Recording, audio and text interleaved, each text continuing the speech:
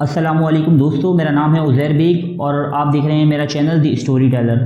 दोस्तों, पिछली वीडियो में हमने कुछ बात की थी रामायण के बारे में कि क्या रामायण एक हकीकी दास्तान है या फिर एक अफसानवी कहानी। दोस्तों, इसके साथ साथ हमने बताया था आपको पाकिस्तान और हिंदुस्तान में बसने वाली यानी आबाद होने वाली पहली बस्ती यानी महरगढ़ के बारे में। दोस्तों, आज हम बात करेंगे कुछ महाभारत के बारे में। महाभारत जो हिंदुओं की दूसरी सबसे बड़ी रज़्मिया दास्तान है। दोस्तों, हम सब ने महाभारत के बारे में ज़रूर सुना होगा क्योंकि आप, मैं और हम सब इंडियन फिल्में ज़रूर देखते हैं। एक्चुअली हम देखते हैं इंडियन फिल्में, पाकिस्तानी फिल्में तो हम बहुत ही कम देखते हैं। तो दोस्तों, इंडियन फिल्मों के अंदर हमें अक्सर जा बजा महाभारत के हवाले सुनने को और देखने को मिलते हैं कि जी फलाने साहब ने, अर्जुन ने ये कहा था और श्री कृष्ण ने ये कहा था और अर्जुन ने इस महारत से तीर चलाया था कि जो मछली की आँख में जाकर लगा। और कभी कभी तो फिल्मों के नाम ही महाभारत के नाम पर होते हैं, जैसे कि करण अर्जुन, और इसी तरह दूसरे नाम होते हैं मुख्तलिफ किस्म के। तो दोस्तों, आप में से बहुत सारे लोगों के दिल में ये ख्याल होगा या अरमान होगा कि जी हम महाभारत को समझें, और आप में से बहुत सारे लोगों ने कोशिश भी की होगी मुख्तलिफ ड्रामों के ज़रिए से समझने की। लेकिन दोस्तों, जो ड्रामों में महाभारत दिखाई जाती है इंडियन ड्रामों के अंदर, वो इतनी लेंथी और इतनी पेचीदा किस्म की दिखाते हैं, वो उसको पिक्चराइज करते हैं कि वो हमारे बिल्कुल समझ नहीं आती, क्योंकि वो छोटे छोटे वाक़यात को कई एपिसोड में खींच देते हैं और पूरी महाभारत को सैकड़ों एपिसोड के अंदर बना देते हैं। तो वो इस तरह एक अजीब व गरीब चीज़ बन जाती है जो किसी को समझ में नहीं आती। उन लोगों को खुद भी समझ में नहीं आती कि करा क्या है हमने, है ना। तो आज हम आपके सामने महाभारत बयान करेंगे बिल्कुल आसान अल्फाज में। दोस्तों, वैसे तो किताबें भी मिलती हैं महाभारत की, लेकिन मैं जानता हूँ कि आप उसे पढ़ नहीं सकते हैं क्योंकि हमारे माशरे में महाभारत पढ़ना एक अजीब व गरीब, अगर आप घर में इसको पढ़ेंगे तो एक मतलब आपको बहुत ही बुरा समझा जाएगा कि यार महाभारत पढ़ रहा है ये। हालांकि मेरी नज़र में देखा जाए तो महाभारत एक दूसरी दास्तानों की तरह, एक आम दास्तानों की तरह एक दास्तान ही है, जिससे दास्तान गिलगामेश है या फिर दास्तान अमीर हमज़ा है या फिर दास्तान सिंदबाद जहाज़ी की दास्तान सफ़रनामे हैं उसके। महाभारत भी इसी तरह एक फिक्शनल दास्तान है, जैसे कि कैप्टन अमेरिका, सुपरमैन, बैटमैन। इसको हिस्ट्री से जोड़ना या फिर इसको किसी मतलब मजहबी चीज़ बनाना, ये मतलब मेरे ख्याल में सही दुरुस्त बात नहीं है। ये दास्तान है, बिल्कुल एक फिक्शनल दास्तान। तो दोस्तों, आज हम बयान करेंगे आपके सामने महाभारत में बयान हुए किरदारों की हकीकत, महाभारत की स्टोरी क्या थी, ये जंग क्यों लड़ी गई थी, किस वजह से लड़ी गई थी और इसके असरात क्या पड़े थे। असरात तो खैर कुछ भी नहीं पड़े थे क्योंकि ये तो एक मैथोलॉजिकल दास्तान है जिसका हकीकत से दूर दूर तक का कोई वास्ता नहीं है। तो दोस्तों, महाभारत के मुताबिक एक कदीम अदवार में दावपर युग में, जिस तरह की हमने पिछली वीडियो में बयान किया था कि हिंदुओं की तारीख में 4 युग होते हैं, सत्य युग, दावपर युग, त्रेता युग और कलयुग। कलयुग जिसमें आज हम जी रहे हैं। दावपर युग का ज़माना लाखों बरस था और उसी दावपर युग में पेश आई थी महाभारत हिंदू अकीदे के मुताबिक। अब दोस्तों, हिंदुओं का मानना है कि कदीम अदवार में यानी दावपर युग में मीरठ के आसपास, जो मीरठ है मौजूदा शहर, इसके आसपास एक शहर हुआ करता था जिसका नाम था हस्तिनापुर। इधर एक राजा हुकूमत करता था जिसका नाम था शांतनु। उसकी बीवी का नाम था गंगा, जबकि बेटे का नाम था भीष्म। इस बूढ़े राजा को मोहब्बत हो जाती है सत्यावती नाम की एक औरत से।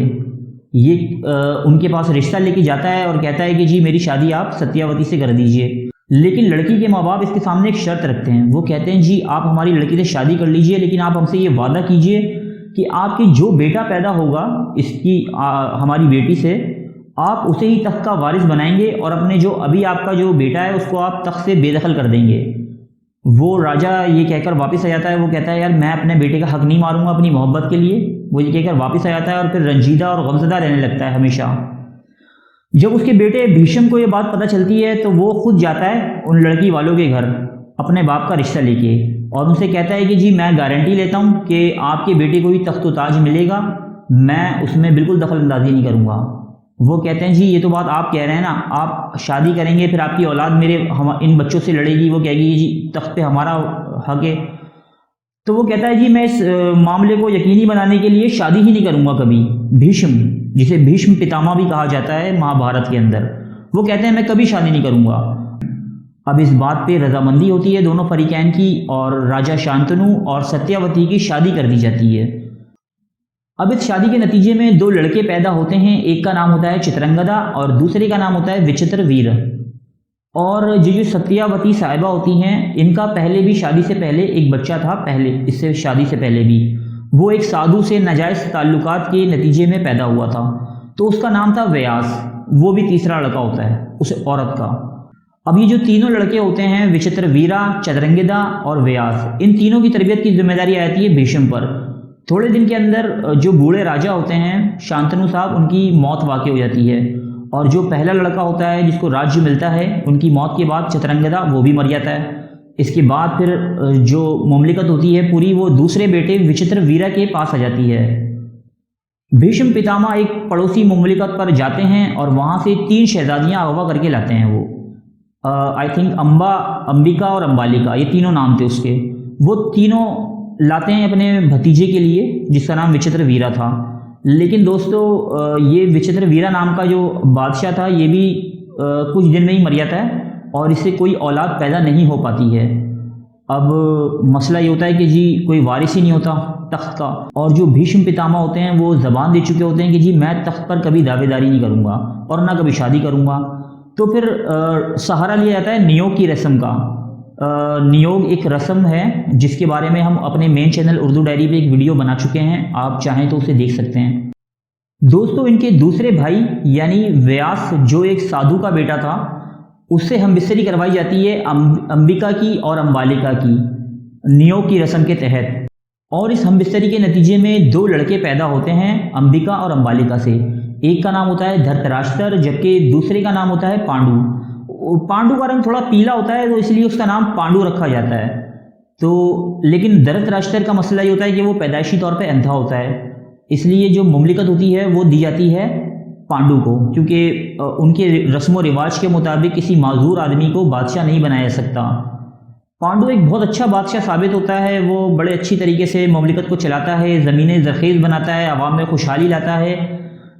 लेकिन एक दिन उसके साथ बड़ा बुरा हादसा होता है। एक दिन वो जंगल में शिकार खेल रहा होता है कि वो तीर चलाता है और वो तीर गलती से एक साधु के जाके लग जाता है। वो साधु उसे मरते मरते ये बद्दुआ देता है कि जी आप जब भी अपनी बीवियों के पास जाओगे तो आपकी मौत वाक़ई हो जाएगी, यानी कि आप हमबिस्तरी जैसा यानी जिनसी अमल जैसा काम आप नहीं कर सकते। इस बात पे ये बड़ा परेशान होता है पांडु अपनी सारी सल्तनत और सारी रियासत छोड़ देता है और अपनी 2 बीवियों को लेकर जंगल में निकल जाता है। वक्ती तौर पे वो अपने भाई धृतराष्ट्र को हस्तिनापुर का राजा बना जाता है। अब वो ये सब जंगलों में चले जाते हैं, कई सालों तक भटकते रहते हैं। 2 बीवियां होती हैं पांडु की, एक का नाम था कुंती जो पहली बीवी थी और दूसरी का नाम था मदरी। पांडु साहब दोनों बीवियों को लेके जंगलों में चले जाते हैं और कई सालों के बाद जो है ना वो कुंती वापस आती है इन तीनों में से, और इसके साथ 2 लाशें होती हैं। एक तो पांडु की लाश होती है और दूसरी मदरी की लाश होती है, और इसके साथ 5 लड़के भी होते हैं। लोगों के पूछने पे वो बताती है कि जी एक दिन पांडु साहब अपने ऊपर अपनी ख्वाहिशात पे काबू नहीं रख सके और मदरी के साथ गले मिल लिए। तो उसमें ये होता है कि उनकी मौत वाक़ई हो गई पांडु साहब की, और इस गम के अंदर मदरी ने खुदकुशी कर ली।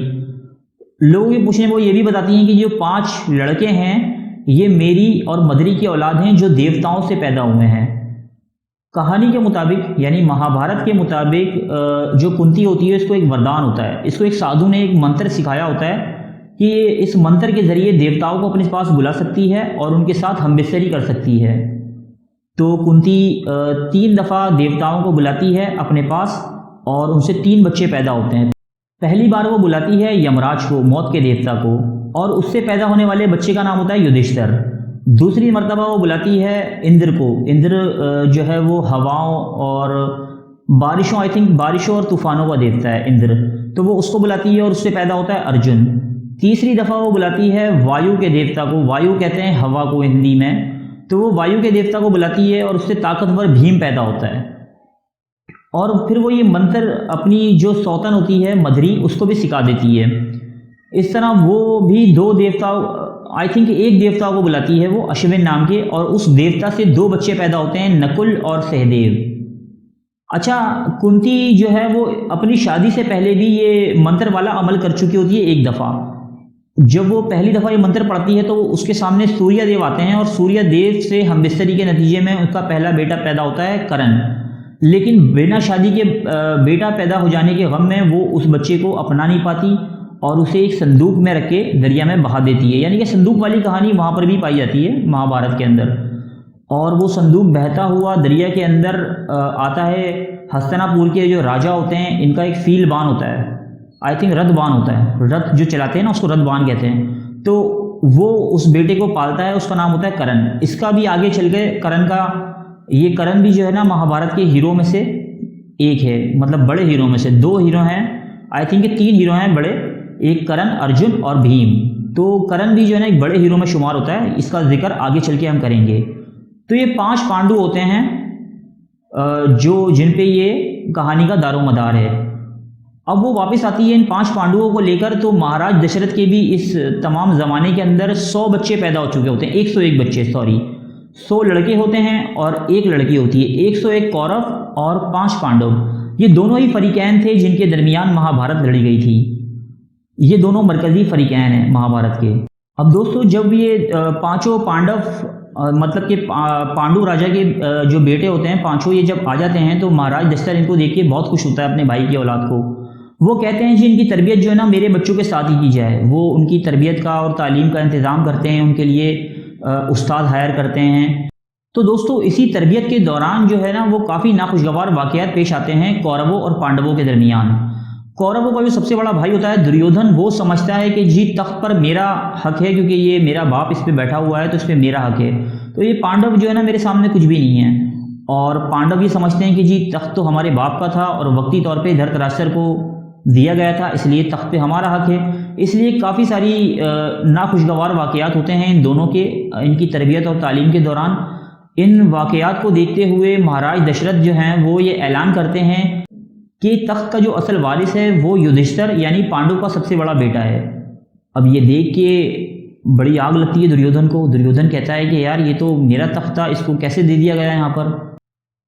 तो दुर्योधन अपने दोस्त कर्ण के साथ मिलकर, कर्ण ये वही कर्ण है जो कुंती का पहला बेटा था और हमने कहा था कि इसका जिक्र आगे आएगा। तो वो अपने दोस्त कर्ण के साथ मिलकर इनके खिलाफ एक साजिश रचता है और उन्हें एक रस्म यानी एक मेले के अंदर शिरकत के लिए शहर से बाहर भेज देता है, गांव में रहने के लिए। और वहां पर एक घर भी बनाता है इनके लिए कि आप यहाँ रहें और इसके अंदर क़याम करें। और उसके अंदर एक आतिशगीर मवाद भी बिछाता है कि जी ये आएंगे तो इसको जलाकर हम राख कर देंगे। लेकिन जो पांडवों के चाचा होते हैं वो पहले से समझ जाते हैं कि जी ये साजिश हुई है इनके खिलाफ, और वो उसके अंदर एक खुफिया रास्ता बना देते हैं घर के अंदर। और वो पांडवों को बता भी देते हैं कि आपने इसमें ज़्यादा क़याम नहीं करना है और आपसे इस खुफिया रास्ते से निकल आना है आपने। और पांडव ऐसे ही करते हैं, वो उस घर के अंदर जाते तो हैं लेकिन खुफिया रास्ते से बाहर निकल आते हैं। इत्तेफाक की बात होती है कि हस्तिनापुर से एक और औरत अपने 5 लड़कों को लेकर इस मेले में शिरकत के लिए जाती है और वो गैर दानिस्ता तौर पर उस झोपड़ी में क़याम कर लेती है और इस झोपड़ी को जला दिया जाता है आतिशगीर मवाद के सबब। हालांकि आप देखें तो आतिशगीर मवाद उस दौर में लाखों साल पहले, खैर मान लेते हैं, वो कह रहे हैं उन्होंने कहा है तो हमने मान लिया, खैर। तो दोस्तों वो जल जाती है और लोग कहते हैं कि जी ये 5 पांडव थे और इनकी माँ थी, ये जलकर राख हो गए। और पांडव जो है लेकिन हकीकत में पांडव जंगल की तरफ निकल जाते हैं। अब पांडवों के सामने ये मसला दरपेश होता है कि अब वो दोबारा अगर अपनी रियासत के पास जाते हैं तो उन्हें ये डर था कि ये दुर्योधन या इसके भाई जो हैं हम पे दोबारा कातिलाना हमला करेंगे। और उनके बच्चे छोटे थे क्योंकि पांडव अभी छोटे थे, इसलिए वो रिटेलिएशन यानी कि मदाफियत नहीं कर पाएंगे और हो सकता है कि वो मारे जाएं अगले हमले में। इस बार तो उन्हें पता चल गया था। तो वो फैसला करते हैं कि जी हम अब दोबारा रियासत में नहीं जाएंगे अपनी, और फ़कीरों की मानंद अपनी उम्र की जो दिन है वो काटेंगे यहाँ तक कि हम जवान यानी ताकतवर हो जाएं, अपने हक लेने के काबिल हो जाएं। तो वो इसी तरह करते हैं। फिर वो फ़कीरों की बस्ती में जाकर रहने लगते हैं, दिन भर भीख मांगते हैं और शाम को आकर अपनी माँ के आगे वो चीज़ें रख देते हैं और माँ उनमें तकसीम कर देती है। दोस्तों एक दिन पांडव अपने काम यानी भीख मांगने में मसरूफ़ होते हैं और उन्हें पता चलता है कि पंचाल की जो राजकुमारी यानी शहजादी है उसका स्वयंवर होने वाला है। स्वयंवर यानी कि एक रस्म होती है जिसमें मुख्तलिफ राजा, शहजादे और आम लोग भी हिस्सा लेते हैं और उस रानी को यानी कि जीतना होता है उन्होंने। उस मुकाबले में जो जीतता है वो रानी या शहजादी उसकी कहलाती है। तो ये 5 पांडव भी उसके अंदर हिस्सा लेने के लिए पहुंच जाते हैं। अब उसमें दुर्योधन भी शामिल होता है, उस मुकाबले में कर्ण भी शामिल होता है। ये कर्ण वही है जो कुंती का बेटा है और सूर्यदेव का बेटा है, और इसके अंदर उतनी ही पावर है जितनी पांडवों में यानी कि अर्जुन में, भीम में। अब दोस्तों ये एक बड़ा ही मुश्किल कंपटीशन होता है। इसमें ये होता है कि एक तालाब होता है, उसके बीच में एक मछली नस्ब होती है और उस मछली की आंख में तीर मारना होता है उस तालाब में देखते हुए। कोई भी राजा महाराजा और शहजादा ये काम नहीं कर पाता। जो करण होता है वो खड़ा होता है अपना तीर कमान लेके कि जी मैं मारूंगा, लेकिन द्रौपदी उसको मना कर देती है कि जी मैं जिस कबीले से ये ताल्लुक़ रखता है मैं इस कबीले वालों से शादी नहीं करूंगी, तो इसको ज़रूरत नहीं है कि ये अपनी किस्मत आजमाए। अब अर्जुन आता है, अर्जुन अपने 5 तीर लेके उस मछली की आँख में मार देता है तालाब में देखते हुए, यानी कि वो जीत जाता है उस द्रौपदी को। अब द्रौपदी की शादी इन फ़कीरों से कर दी जाती है, लेकिन लोगों को एक तजस्सुस होता है कि देखेंगे यार ये फ़कीर हैं, ये इन लोगों ने कैसे इतनी महारत हासिल की कि द्रौपदी को जीत गए। तो लोग जाते हैं इनके पीछे करते हुए और देखते हैं कि जी ये तो 5 पांडव हैं। अच्छा दोस्तों, एक और अजीब व गरीब वाक़या महाभारत में पेश आता है। अब ये जब द्रौपदी को जीत के ले जाते हैं 5 भाई अपने घर के करीब पहुंचते हैं और घर के बाहर से अपनी माँ को आवाज़ देते हैं कि जी देखो माँ हम क्या लेके आए हैं। अब कुंती को आवाज़ देते हैं, तो कुंती जिस तरह रोज़ का माहौल होता है कि जो भी लाए हो अपने अंदर तकसीम कर लो, जो रोज़ लाते हैं ना भीख मांग कर, ये तो वो कहते हैं जी जो भी लाए हो आप आपस में तकसीम कर लो। तो वो तो द्रौपदी होती है, वो कोई खाने की पीने की चीज़ तो होती नहीं है। तो वो द्रौपदी अपनी माँ का हुक्म इतना मानते हैं, वो ये महाभारत में दिखाया गया है, मैं नहीं बता रहा। तो वो अपनी माँ का हुक्म इतना मानते हैं कि वो द्रौपदी को बोलते हैं कि जी हम द्रौपदी को आपस में तकसीम करेंगे 5 भाई, यानी कि 5 भाई हम इससे शादी करेंगे और द्रौपदी किसी एक की बीवी नहीं होगी, वो हम सबकी मुश्तरका बीवी होगी। अब ये दोस्तों बड़ी अजीब व गरीब बात होती है। जब कुंती बाहर आती है वो देखती है यार ये मैंने क्या कर दिया, लेकिन वो कहते हैं जी नहीं अब तो ये माँ का हुक्म तो हम मानेंगे। और ये बड़ी अजीब व गरीब बात है, लेकिन ये महाभारत में दिखाई गई है। अब दोस्तों कानून ये बनता है कि द्रौपदी जो है वो 5 भाइयों के साथ रहेगी और 1-1 साल रहेगी अपने हर भाई के साथ, और इसमें इस 1 साल के अंदर किसी दूसरे भाई को इजाज़त नहीं होगी कि वो उसके कमरे में जा सके, और जो ऐसा करेगा उसको फिर 5 साल का देश निकाला यानी कि जिला वतनी काटनी पड़ेगी। तो दोस्तों इस तरह द्रौपदी इन 5 भाइयों में मुश्तरका तौर पर तकसीम कर दी जाती है। अब दोस्तों इस मुकाबले के ज़रिए पांडव जो है ना मशहूर हो जाते हैं पूरी दुनिया में। वो कहते हैं कि जी ये वही पांडव हैं जो उस आग में जल गए थे, लेकिन दुनिया को जला हुआ समझ रही थी लेकिन जल नहीं गए थे, ये तो यहाँ पे पोशीदा रह के गुजार रहे हैं अपनी ज़िंदगी। धृतराष्ट्र को जब ये बात पता चलती है तो वो यहाँ आता है और जंगल से लेके जाता है अपने भाई के बेटों को कि जी आप वापस महल में आएँ और वहाँ आकर रहें। जी ये अपने ताया की बात मान लेते हैं, ये वापस शाही महल के अंदर चले जाते हैं, लेकिन शाही महल में जाके फिर वही नोक-झोंक शुरू हो जाती है, लड़ाइयाँ शुरू हो जाती हैं। तो अब धृतराष्ट्र एक हिकमत अमली अपनाता है अपने बच्चों को सेव करने की और पांडवों को भी अलग करने की इनसे। तो वो ये करता है कि जी हस्तिनापुर को 2 हिस्सों में तकसीम कर देता है। वो ये करता है कि जी अच्छा जो इलाका होता है, सारी ज़रख़ेज़ ज़मीनें होती हैं, आबादी वाले इलाके होते हैं, वो अपने बेटों कौरवों को हवाले कर देता है, दुर्योधन जिसका राजा होता है, और जो बंजर इलाके और गैर आबाद इलाके होते हैं वो उनको पांडवों को दे दिया जाता है। अब पांडव इस पर खुश हो जाते हैं, अलग हो जाते हैं, उनको ज़मीन मिल जाती है और कौरव अलहदा अपनी ज़मीन पर रहने लगते हैं। अब यहाँ सामने आता है श्री कृष्णा जो हिंदुओं के भगवान हैं, विष्णु का अवतार जिन्हें कहा जाता है। वो मदद करते हैं यहाँ पांडवों की, अपने कारीगर भेजते हैं, अपने तरबियत याफ्ता अमला भेजते हैं। वो इनकी रियासत को अच्छा बनाने में और आबाद करने में, ज़रख़ेज़ बनाने में इनकी मदद करते हैं, या इमारत बनाते हैं या शहर बनाते हैं। और यहाँ ये एक इंद्रप्रस्थ नाम का एक शहर आबाद करते हैं, और कहा जाता है कि जी ये वही शहर है जिसे आज दिल्ली कहा जाता है। ये कहते हैं, मतलब ऐसा कोई एविडेंस नहीं है इस बात का, ये मैथोलॉजिकल बात है कि जी ये इंद्रप्रस्थ जो है वो शहर है जो जिसे आज दिल्ली कहा जाता है। दोस्तों जब इंद्रप्रस्थ बन चुका होता है और सारी मतलब इमारतें बन चुकी होती हैं और सब कुछ अच्छा खासा यहाँ पर हो चुका होता है, आवाम भी हिजरत करने लगती है, यहाँ पर आने लगती है रहने के लिए, बड़ी आबादी हो जाती है, बड़ा मेला लग जाता है इनकी रियासत में, बहुत अच्छी रियासत हो जाती है, अमन व अमान, खुशहाली, पैसा, फरावानी सब कुछ हो जाता है यहाँ पर ना। तो दुर्योधन को ये बात बड़ी खलती है। एक दफ़ा दुर्योधन की दावत करते हैं अपने महलों के अंदर, दुर्योधन इनका महल देख के हैरान रह जाता है, और इस तरह का फर्श बिछाया गया होता है महाभारत के मुताबिक ज़मीन पर कि दुर्योधन को लगता है कि यार ये पानी बह रहा है, और दुर्योधन अपने पाँचे ऊँचे करके चलता है। तो ये सब लोग पांडव भाई होते हैं, इसका मजाक उड़ाते हैं कि जी ये दुर्योधन को तो पता ही नहीं है कुछ, ये हमने कारीगरी का एक नमूना बिछाया है और दुर्योधन इसे पानी समझ रहा है। दुर्योधन अपनी बेइज्जती फील करता है और बड़ा पेचोताप खाता है, यार ये मैं बस बहुत बुरा। अब जो दुर्योधन होता है वो इनसे सब कुछ छीन लेना चाहता है, वो इसके लिए एक प्लान बनाता है। वो युधिष्ठिर को दावत देता है जुआ खेलने की। उनका कोई त्यौहार हुआ करता था उस दौर में। उस त्यौहार के मौके पर वो युधिष्ठिर को दावत देता है कि वो महल में आए, हस्तिनापुर आए और उनके साथ जुआ खेले ताकि वो उसकी सारी चीज़ें ले सकें। युधिष्ठिर इनकी ये बात मान लेता है। युधिष्ठिर जाता है, युधिष्ठिर उनके साथ जुआ खेलता है। अब दुर्योधन एक चाल खेलता है इसके साथ ना। दुर्योधन खुद तो जुए में इतना माहिर नहीं होता, तो वो अपनी जगह अपने मामू को बिठाता है जिसे मामा शकुनी कहते हैं। अच्छा, मामा शकुनी जो है वो एक अय्यार और मक्कार किस्म का शख्स होता है, जुए में बड़ी महारत होती है। तो दोस्तों ये महावरतन भी आज तक जो है ना इस नाम को इस्तेमाल किया जाता है, शकुनी मामा। जो कोई बहुत चाल, जिसे हम कहते हैं ना चालाक कौवा है, ये लोमड़ी है चालाक, तो शकुनी मामा भी जो है ना वो चालाकी का एक सिंबल है हिंदुस्तान में, मतलब हिंदू लोगों के मुताबिक। अब वो मामा शकुनी को बिठा देते हैं अपनी जगह जुआ खेलने के लिए।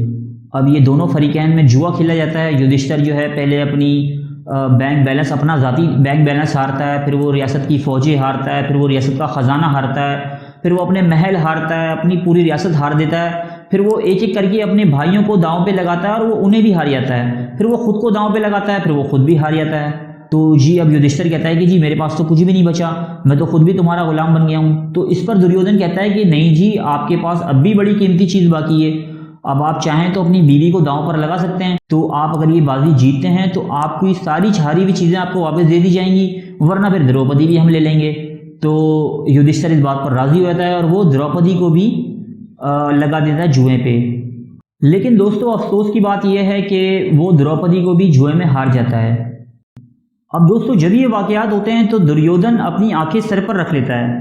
फिर वो कहता है कि यार कौन सा भाई और कौन सा कज़न। फिर वो कहता है कि जी सबको लाओ, गुलाम बनाओ मेरे आगे ना। और फिर वो जो द्रौपदी को हार जाते हैं तो वो कहते हैं, अपने बंदों को भेजता है महल के अंदर कि द्रौपदी को जाओ और घसीटते हुए लेके आओ महल के अंदर, मेरे दरबार के अंदर पेश करो। अब वो लोग जाते हैं वहाँ पर। अब महाभारत के मुताबिक दोस्तों द्रौपदी जो होती है वो मखसूस अय्याम में होती है, यानी कि हैज़ के दिनों में होती है। वो मना भी करती है कि जी मेरी हालत ऐसी नहीं है कि आप मुझे ले जाएं यहाँ से, लेकिन वो ज़बरदस्ती उसको घसीट के दरबार के अंदर लेके आते हैं। अब दुर्योधन कहता है कि जी ये तो अब हमारी मलकियत है, अब आप इसके कपड़े उतारें, सरे दरबार इसको बरहाना। अब उसके अंदर नफरत पल रही होती है, तो वो सारे इंतकाम लेना चाहता है उनसे दुर्योधन। तो वो कहते हैं कि जी इसके कपड़े उतारें। इस पर सब लोग बड़े चराग पा होते हैं, सीख पा होते हैं। वो कहते हैं कि जी ऐसा ना करें, आप बड़ा गलत कर रहे हैं, आप सब कस्में खाते हैं कि जी हम कत्ल कर डालेंगे बड़े। लेकिन वो कुछ कर नहीं पाते क्योंकि कानूनन जो है वो द्रौपदी उनकी गुलाम बन गई होती है और वो जुए में उसको हार गए होते हैं। तो उनको कोई रोक भी नहीं पाता। कोशिश करते हैं लोग, भीष्म पितामह जो है वो कोशिश करते हैं और दूसरे लोग दरबार में कोशिश करते हैं, लेकिन रोक नहीं पाता। और सारे भाई मिलके जो है ना, इनका चीर हरण बड़ा मशहूर है। ये वस्त्र हरण भी कहा जाता है, चीर हरण भी कहा जाता है द्रौपदी का। तो ये करते हैं और सारे दरबार जो है ना वो द्रौपदी को बेलिबास यानी बरहना करने की कोशिश की जाती है कौरवों की जानिब से, और वो इसमें कामयाब भी हो जाते हैं। लेकिन होता ये कि एक मेरिकल के तौर पे दिखाया जाता है कि श्री कृष्णा जो हैं वो द्रौपदी को बरहना होने से रोक लेते हैं। वो ये करते हैं कि जी दुर्योधन जितनी साड़ी खींचता है द्रौपदी की, वो उतनी ही साड़ी उसकी लिपटी रहती है। मतलब वो पूरा महल थान से भर जाता है कपड़े के, लेकिन उसका वस्त्र हरण हो नहीं पाता, वो बरहना नहीं हो पाती। तो थक हार के दुर्योधन और उसके भाई छोड़ देते हैं कि यार ये तो हो ही नहीं पा रहा। फिर इस बीच में महाराज दशरथ सामने आते हैं और वो बचाते हैं द्रौपदी को और इन पांडवों को। और वो कहते हैं कि जी बस बहुत हो गया, बहुत बेइज्जती तजलील हो गई, और अब आप अपने मतलब आप छोड़ दें इनको जाने दें इनके राज्य में ना, हमें कुछ नहीं चाहिए इनका। और वो पांडव जो है अपनी सारी चीज़ें लेके चले जाते हैं। और दुर्योधन इस बात के ऊपर बड़ा नाराज़ होता है अपने बाप से। वो कहता है कि जी मैंने सारा खेल आपने मेरा ख़राब कर दिया, मैंने सब कुछ हासिल कर लिया था, इनकी रियासत हासिल कर ली थी, इन्हें गुलाम बना लिया था, इनकी बीवी भी हासिल कर ली थी, जो इनकी इंतहाई खूबसूरत बीवी थी वो भी हासिल कर ली थी मैंने, और आपने जो है ना एक ही झटके में इनको माफ़ कर दिया और वापस भेज दिया। तो वो कहता है कि अब मैं दोबारा इनको बुलाऊंगा और आपको चाहिए कि आप बिल्कुल चुप रहें, आप बिल्कुल इस मामले में दखल अंदाजी मत करें। अब अपने बाप को समझाने के बाद दुर्योधन दोबारा युधिष्ठिर को जुए का पैगाम भेजता है। अब दोस्तों आप ये सोचेंगे कि युधिष्ठिर तो अब अकल आ गई होगी, उसको मना कर देगा वो, और सब यही सोचेंगे। तो लेकिन ऐसा होता नहीं है दोस्तों। युधिष्ठिर दोबारा से इनकी जुए की दावत जो है वो कबूल कर लेता है, इस आस में कि मैं इनसे बदला लूँगा। तो दोस्तों दरअसल ये बड़ा एक स्ट्रॉन्ग मैसेज महाभारत में दिखाया गया है कि जो जुए की आदत है वो किसी दानिशमंद आदमी को भी वक्ती तौर पर मफलूज कर देती है, दिमागी तौर पर। और मैं इस बात से महाभारत की मुत्तफिक हूँ काफ़ी हद तक कि ऐसा बिल्कुल है। जुए की ऐसी आदत बुरी है कि काफ़ी ज़हीन अफराद और काफ़ी जो अक्लमंद अफराद होते हैं अपनी ज़िंदगी में काफ़ी कुछ हासिल कर चुके होते हैं, लेकिन जब वो एक दफ़ा जुए की लत में पड़ जाते हैं तो वो अपना सब कुछ गंवा देते हैं। ऐसी काफ़ी मिसालें हमारे पास मौजूद हैं बिलियनियर्स की और बड़े बड़े लोगों की। अब दोस्तों युधिष्ठिर दोबारा जाता है हस्तिनापुर जुआ खेलने के लिए, और इस बार शर्त ये लगती है कि जी जो भी हारेगा वो अपने सारी फैमिली को लेकर जिला वतन हो जाएगा, अपनी सारी रियासत छोड़ देगा, यानी दूसरे फरीक के हवाले कर देगा और ख़ुद चला जाएगा जंगलों के अंदर 12 साल के लिए। और 12वां साल वो इस तरह गुजारेगा कि कोई उसे ढूंढ ना सके, यानी कि वो बिल्कुल ज़मीन से ना गायब हो जाए। और अगर किसी ने उसको ढूंढ लिया इस 12वें साल के अंदर, यानी 1 साल के अंदर किसी ने इसको ढूंढ लिया, तो उसे वो पूरे 12 साल दोबारा से रुपोश रह के गुजारने पड़ेंगे। युधिष्ठिर इस बात को मान लेता है और फिर दोबारा वो जुए के अंदर हार जाता है। अब वादे के मुताबिक वो सारे ख़ानदान को लेके मतलब जिसमें अर्जुन भी शामिल था, भीम भी शामिल था, द्रौपदी भी और उसके 2 जुड़वा भाई भी शामिल थे, वो उनको लेकर जंगलों में चला जाता है। और फिर वो आखिरी साल भी छुप छुपा कर गुजारते हैं, कहीं किसी मतलब कि कोई ख्वाजा सरा बन जाता है, कोई कुछ बन जाता है, कोई कुछ बन जाता है। और इन 12 सालों के अंदर ये जो 5 पांडव होते हैं ये काफ़ी रियाजत करते हैं, अपने आप को मजबूत बनाते हैं, हथियारों का इस्तेमाल करना सीखते हैं और काफ़ी सारी चीज़ें सीखते हैं। मुख्तलिफ देवताओं के हथियारों का इस्तेमाल सीखते हैं, कोई लड़ने भिड़ने में महारत हासिल करता है। और ये जो 12वां साल होता है इसमें ये रुपोश हो जाते हैं, कोई किसी राजा की नौकरी इख्तियार कर लेता है, कोई बावर्ची बन जाता है, कोई ख्वाजा सरा बन जाता है, मतलब अपने आप को बिल्कुल छुपा लेते हैं। और कौरव जो है ना बहुत ज़्यादा कोशिशों के बाद भी इन्हें ढूंढ नहीं पाते, वो बहुत कोशिश करते हैं लेकिन ये कहीं नहीं मिल पाते। 12वें साल के बाद यानी 13वें साल में ये वापस आ जाते हैं और अपनी रियासत का मुतालबा करते हैं कि जी हम वापस आ गए हैं अपनी शर्त निभाकर, अब आप हमें हमारी रियासत वापस कर दें। लेकिन दुर्योधन का तो मकसद ये नहीं होता ना कि वो रियासत वापस करे, इसलिए थोड़ी कब्जा किया होता उसने, तो वो कहता है जी मैं नहीं करता आपकी रियासत वापस। तो अब इस बात पे जंग शुरू होती है महाभारत की, और अब फिर दोनों फरीकैन तैयारी करते हैं, यानी कि कौरव अलग तैयारी करते हैं जंग की और पांडव अलग तैयारी करते हैं। पांडव अपनी फौजें जमा करते हैं, अपने हलीफों को मतलब आस पड़ोस की जो रियासतें होती हैं उनकी राजाओं से बातचीत करते हैं कि जी आप हमारा साथ दें, और कौरव अपनी ताकत को इकट्ठा करते हैं कि जी हम पे हमला करेंगे तो हम इनका मुकाबला करेंगे। और दोस्तों इस जंग में यहाँ पे शामिल होते हैं श्री कृष्णा, जिन्हें हिंदू अपना भगवान मानते हैं और विष्णु का अवतार मानते हैं। और श्री कृष्णा की इस जंग में शमूलियत की दास्तान भी बड़ी दिलचस्प है। श्री कृष्णा जो होते हैं वो द्वारका के राजा होते हैं। द्वारका एक शहर होता है हिंदुस्तान का उस टाइम में, मतलब माइथोलॉजी में अब भी है, मतलब उस दौर का द्वारका, खैर बहरहाल उस बारे में बात नहीं करते। तो द्वारका के राजा होते हैं उस दौर में, और वो दोनों फरीकैन के दोस्त होते हैं, मतलब दुर्योधन के भी दोस्त होते हैं वो, और अर्जुन से भी उनके काफ़ी अच्छे ताल्लुकात होते हैं। और इत्तेफाक की बात ये होती है कि दोनों फरीकैन जब मदद मांगने जाते हैं श्री कृष्णा के पास तो ये दोनों एक साथ ही उनके पास पहुंचते हैं।